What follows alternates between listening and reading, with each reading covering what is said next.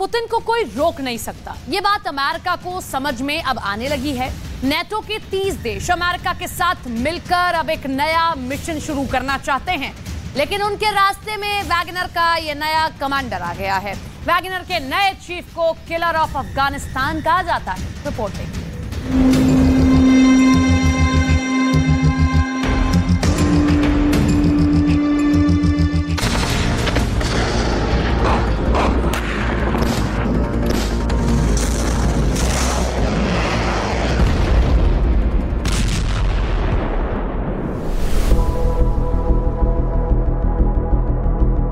Putin के पास commanders की कमी नहीं है।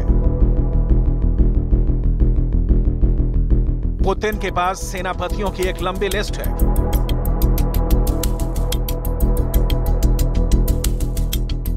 पुतिन को अगर किसी पर भरोसा नहीं है तो उस शख्स को निकाल बाहर कर उसकी जगह पर दूसरे भरोसेमंद आदमी को नियुक्त करना पुतिन के लिए बाएं हाथ का खेल है।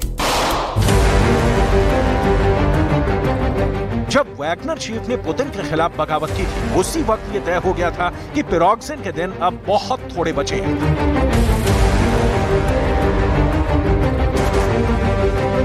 अब पिरोग्जिन लापता है। उसकी एक तस्वीर जरूर नजर आई है जिसमें वो बेहाल फटेहाल नजर आ रहा है, लेकिन ये तस्वीर भी कब की है कोई दावे से नहीं कह सकता है। बगावत की तारीख से आज तक पिरोग्जिन का कोई वीडियो सामने नहीं आया है और यही वजह है कि लोग ये मान रहे हैं कि या तो पिरोग्जिन मर चुका है या फिर पिरोग्जिन कैद में है। बहरहाल इस वक्त दुनिया में पिरोग्जिन से भी ज्यादा चर्चा एक ऐसे शख्स की हो रही है जिसको वैगनर का नया चीफ बनाने की अटकलें लगाई जा रही हैं। ये पुतिन का बेहद विश्वस्त सबसे ज्यादा करीबी लोगों में से एक है,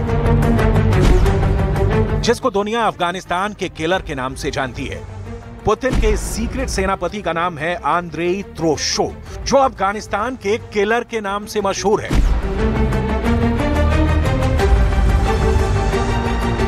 आखिर कौन है आंद्रेई त्रोशो और क्यों पुतिन ने आंद्रेई को ही वैगनर का नया चीफ नियुक्त किया है? आखिर अफगानिस्तान के अंदर आंद्रेई ने ऐसा क्या किया था कि उसको अफगानिस्तान का किलर कहा जाता है? आखिर क्यों एक दो नहीं तीन बार आंद्रेई को रूस के सर्वोच्च सम्मानों से नवाजा जा चुका है? ये सब हम आपको बताने वाले हैं। हम आपको क्राइमिया की रिपोर्ट भी दिखाएंगे जहां अब तक का सबसे बड़ा ड्रोन युद्ध छिड़ गया है, और साथ ही ये भी बताएंगे कि आखिर क्या है ज़ेलेंस्की का अगला बड़ा प्लान। लेकिन सबसे पहले हम बात करेंगे आंद्रेई की, जिसे नया वैगनर चीफ बनाया गया है।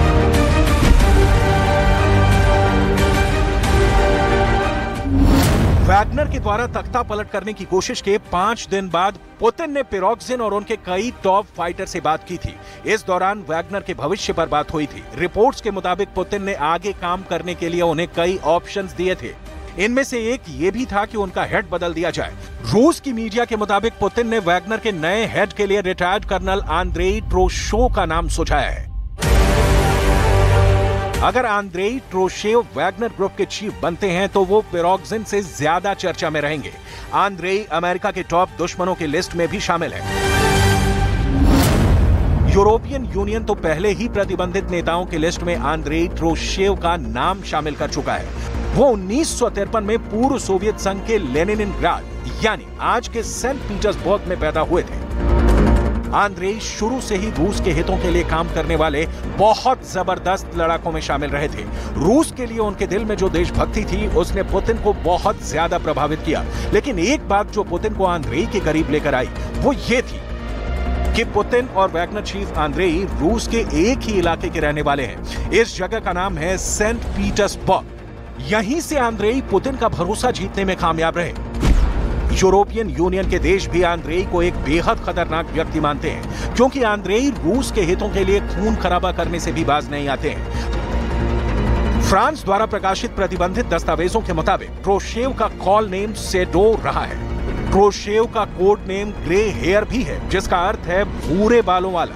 त्रोशेव एक रिटायर्ड रूसी कर्नल है जो वैगनर ग्रुप के संस्थापक सदस्य और कार्यकारी निदेशक रहे हैं। पुतिन के अलावा भी त्रोशेव रूस की कई हाई प्रोफाइल हस्तियों के काफी करीबी रहे हैं। इसमें वैगनर के संस्थापक दिमित्री उत्किन, रूस के सैन्य खुफिया विभाग GRU के अधिकारी और कमांडर अलेक्जेंडर सर्गेई विच, कुजनेत्सो और एंड्री बोगाटो शामिल हैं। ट्रोशेव दिसंबर 2016 में क्रेमलिन में एक पार्टी में आमंत्रित लोगों में से थे। ये तस्वीर 2016 की उसी पार्टी की मानी जाती है। रूस की मीडिया के जरिए ये तस्वीर सामने आई थी और इसमें पुतिन को ट्रोशेव और उत्किन के साथ दिखाया गया था, जिसमें दोनों को कई मेडल्स पहने दिखाया गया था। आंद्रेई त्रोशो इतने खतरनाक हैं कि यूक्रेन ने 26 फरवरी 2023 को त्रोशो के खिलाफ प्रतिबंध लगा दिए थे।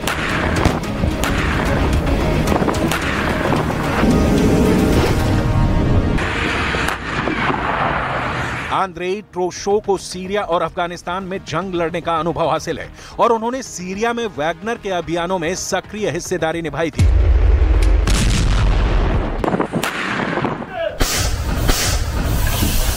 सीरिया में 12 सालों से चल रहे गृह युद्ध में रूस के राष्ट्रपति पुतिन सीरिया के तानाशाह बशर अल असद का समर्थन करते रहे हैं। सीरिया के अंदर लड़ाई बशर और आईएसआईएस के बीच चल रही थी, इसीलिए पुतिन ने बशर की मदद के लिए रूस की सेना के साथ ही वैगनर के लड़ाकों को भी सीरिया में लड़ने के लिए भेजा था। वहां वैगनर आर्मी के सीईओ के रूप में आंद्रेई भी जंग लड़ने गया था। रिपोर्ट्स के मुताबिक सीरिया के एज जोर इलाके में वैगनर की कार्रवाई में आंद्रेई त्रोशेव सीधे तौर पर शामिल थे।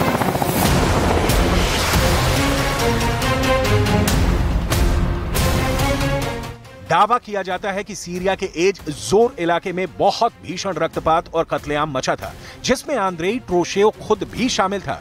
आईएसआईएस के आतंकवादियों के बीच में तो आंद्रेई का नाम सुनते ही भगदड़ मच जाती थी, लेकिन आंद्रेई को रूस में सबसे ज्यादा लोकप्रिय इसलिए माना जाता है क्योंकि उन्होंने अफगानिस्तान के अंदर तालिबानियों के होश उड़ा दिए थे। यह कहानी 1979 से 1989 तक, यानी पूरे 10 साल तक चले सोवियत और अफगानिस्तान के युद्ध की है, जिसमें आंद्रेई स्वयंभू लड़ाकों की एक प्राइवेट आर्मी के सेनापति के तौर पर काम कर रहा था। वैसे अफगानिस्तान के पश्तूनों और तालिबानियों को पैदाइशी लड़ाका माना जाता है, लेकिन आंद्रेई और उसकी प्राइवेट आर्मी ने अफगानिस्तान के जंगी मैदान में बेहतरीन योग्यता का उदाहरण देते हुए ऐसे जौहर दिखाए थे कि तालिबानी भी मैदान छोड़ने पर मजबूर हो गए थे।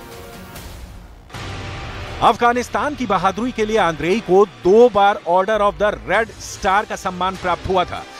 यह रूस के किसी भी कर्नल और कमांडर के लिए बहुत बड़े गर्व का विषय होता है। सबसे खास बात यह है कि आंद्रेई अपने दुश्मन को मारने के लिए किसी भी हथियार का प्रयोग कर सकता है। वो युद्ध के नियमों का भी ख्याल नहीं करते हुए अपने दुश्मनों को बहुत निर्दयी और बेरहम मौत देने के लिए जाना जाता है।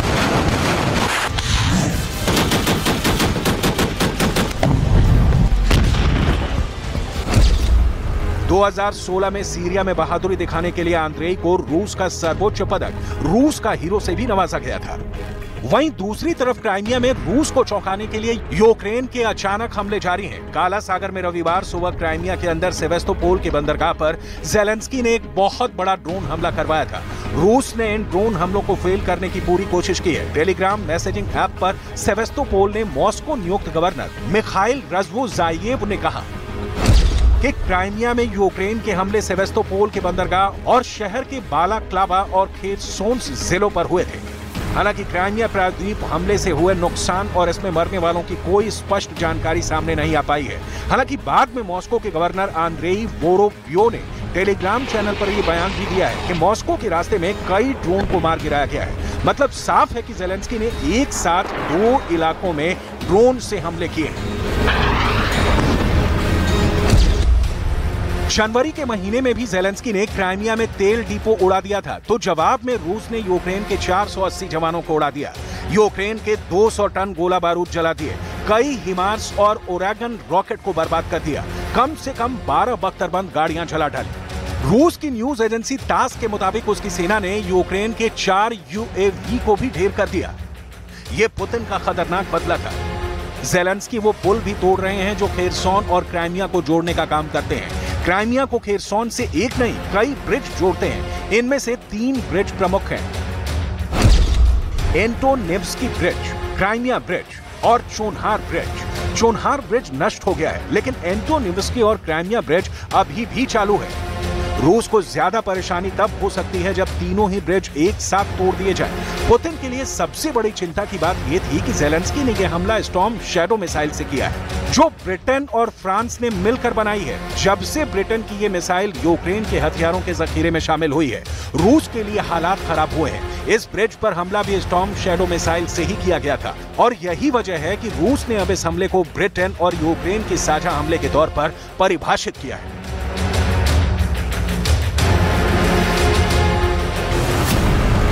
अब पुतिन को जीत दिलवाने की जिम्मेदारी आंद्रेई की भी होगी, क्योंकि बेलारूस में वैगनर की मिलिट्री ट्रेनिंग शुरू हो चुकी है और बहुत जल्द ही आंद्रेई को उनका लीडर बनाकर पोलैंड पर हमला करने की तैयारी में लगना पड़ सकता है। कुल मिलाकर आंद्रेई को पोलैंड का ठेका देना युद्ध का रुख मोड़ सकता है। इस बीच एक अजीबोगरीब घटना घटी है। रूस का एक सरकारी टीवी चैनल अचानक हैक हो गया और उस पर प्राइम टाइम की जगह यूक्रेनी भाषा में वीडियो दिखाया जाने लगा। प्राइम टाइम शो के समय हैक होने के कारण उस वीडियो को हजारों लोगों ने देखा। दरअसल इस दौरान रूस को चेतावनी दी गई है। इसमें कहा गया है कि हिसाब लेने का समय अब आ गया है। हालांकि रूस इसकी जांच कर रहा है। यानी युद्ध के मैदान में तो ज़ेलेंस्की काउंटर ऑफेंसिव में कोई बड़ा कारनामा नहीं दिखा पा रहे हैं, लेकिन फिर भी सरकारी टीवी चैनल हैक करने वाले यूक्रेन के हैकर्स अपना गुस्सा अलग अलग तरीके से निकाल रहे हैं।